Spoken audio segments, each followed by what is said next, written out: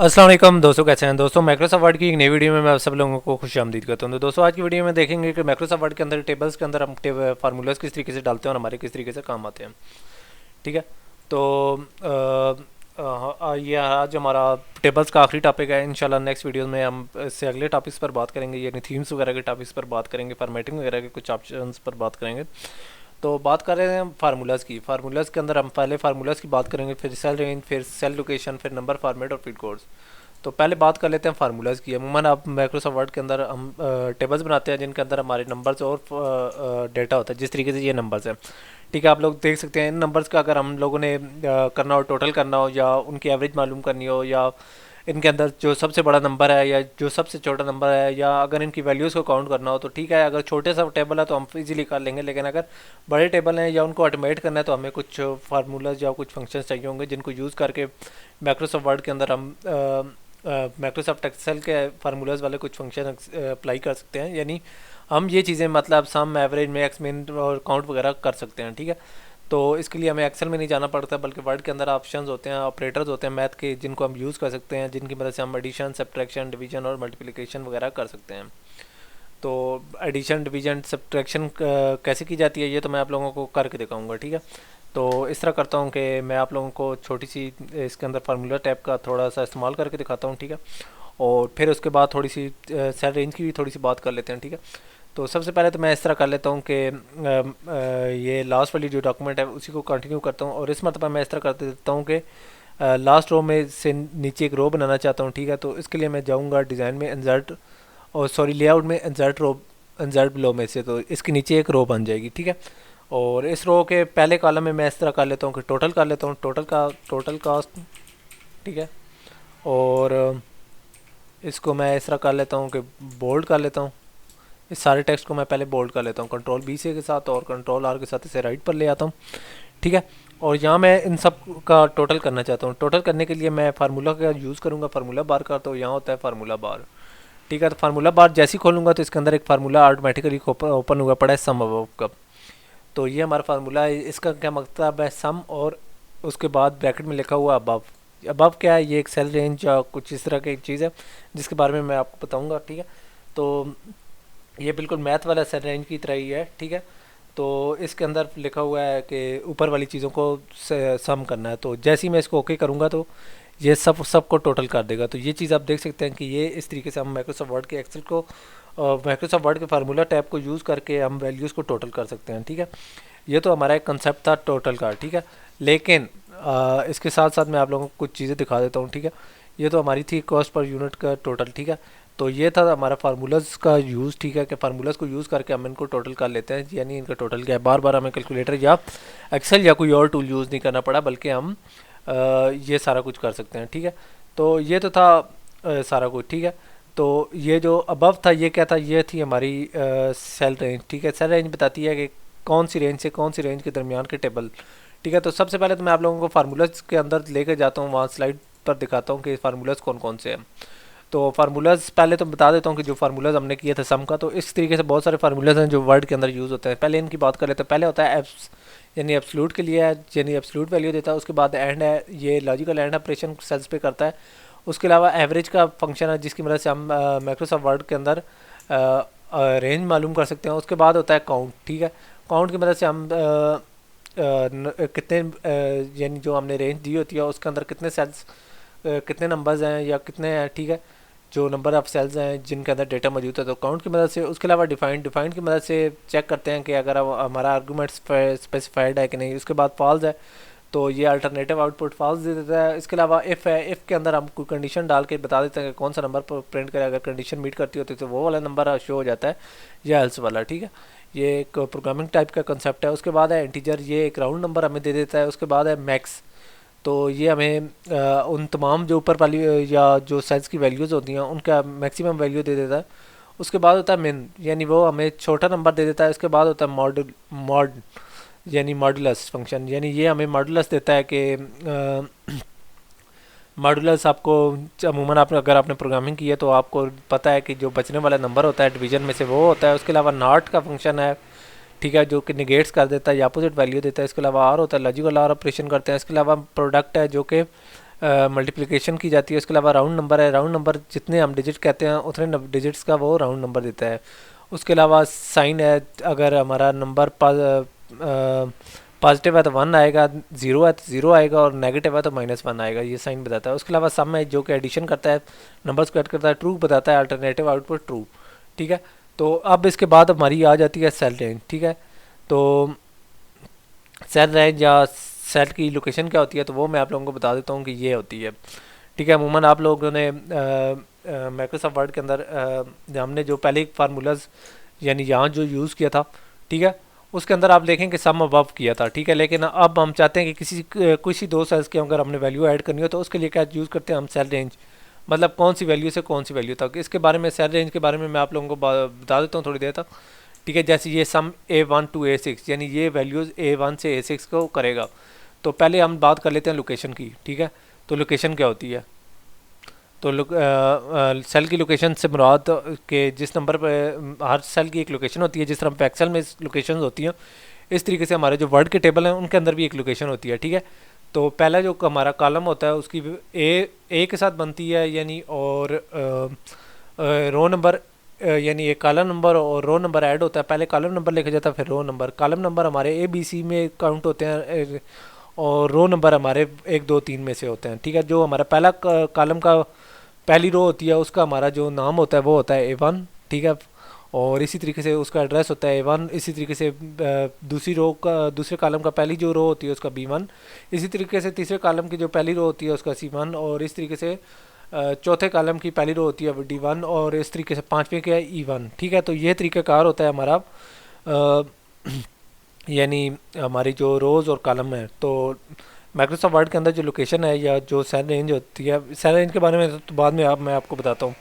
ठीक है, तो हर जो सेल एड्रेस होता है उसकी एक लोकेशन होती है। ठीक है, एड्रेस लोकेशन जिसको कहते हैं। ठीक है, तो उसमें जो हमारे कॉलम नंबर हैं वो लेटर से आइडेंटिफाई होता है, मतलब ए बी सी के साथ, और रो नंबर हमारे नंबर्स के साथ होते हैं। ठीक है, तो ये आप लोगों ने के सामने एक टेबल होता है। ठीक है, तो हम लोग इसके अंदर फार्मूलाज कैसे यूज़ करते हैं। ठीक है, तो फार्मूलाज अमूमन हम यूज़ करते हैं इक्वल टू A1 B1 और C1। ये A1 B1 और C1 की वैल्यूज़ को ऐड करेगा।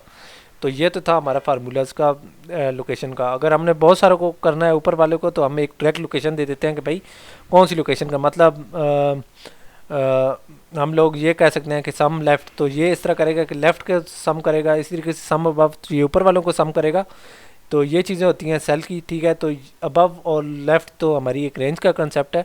अब बात कर लेते हैं सेल रेंज की। ठीक है, तो सेल रेंज पर पहले बताने से पहले मैं आप लोगों को बता दूँ, तो जैसे सम अबव है तो ये ऊपर वाली वैल्यूज़ को सम करेगा, सम लेफ्ट है लेफ़्ट वाली वैल्यूज़ को करेगा, और ये जो A1 + A2 + A3 ये इस तरह करेगा कि कुछ जो हमारी लोकेशन है उनको सम करेगा। इसी तरीके से अब ये बात आ गई है रेंज की।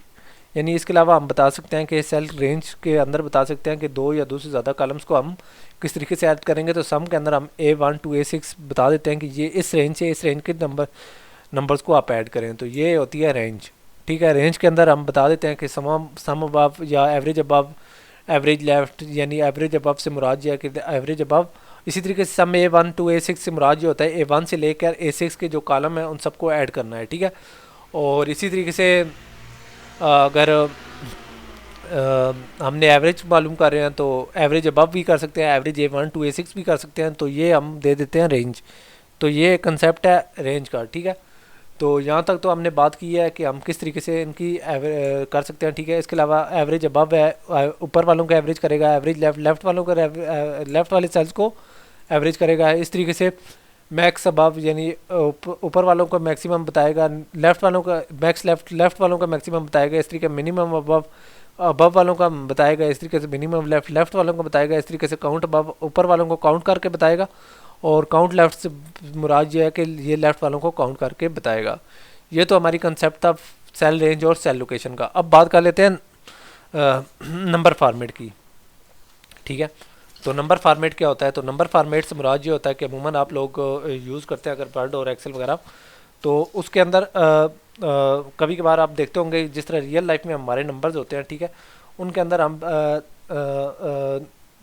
अमूमन हम जो हमारे नंबर्स होते हैं तो उनके साथ अमूमन हमारे पाउंड के सिंबल होते हैं, ठीक है। इसके अलावा डॉलर्स का सिंबल होते हैं।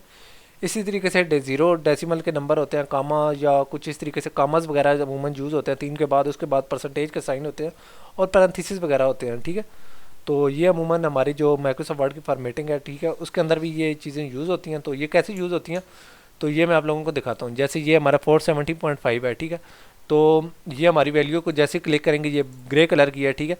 तो हम चाहते हैं कि इसकी फार्मेटिंग वगैरह को चेंज करें, यानी तो इसको किस तरीके से चेंज किया जाता है ये मैं आप लोगों को दिखाता हूँ। फार्मूला के अंदर जाएंगे, सम अब तो हुआ पड़ा है, लेकिन नंबर का एक फॉर्मेट होगा, ठीक है।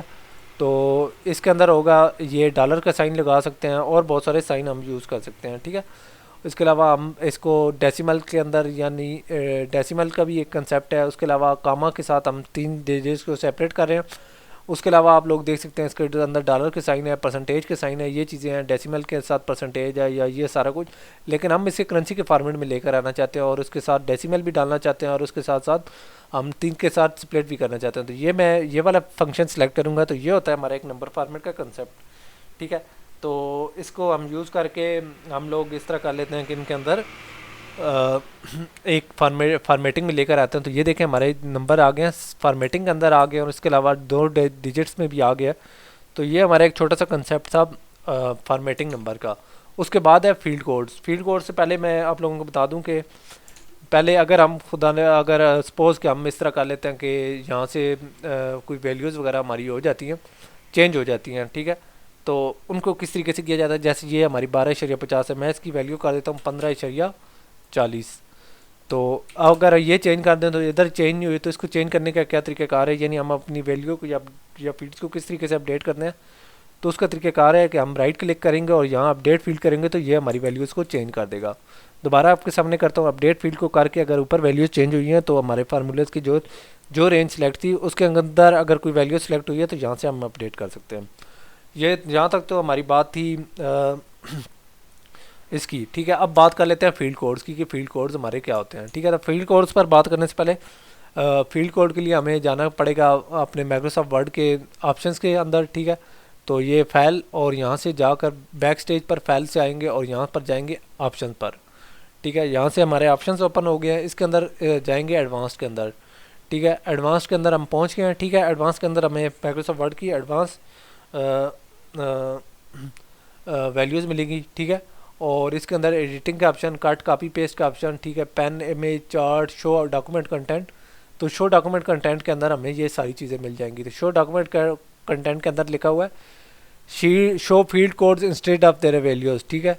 तो वैन सिलेक्टेड या जो कुछ है, ठीक है, ये सारा कुछ हम कर लेते हैं, ठीक है।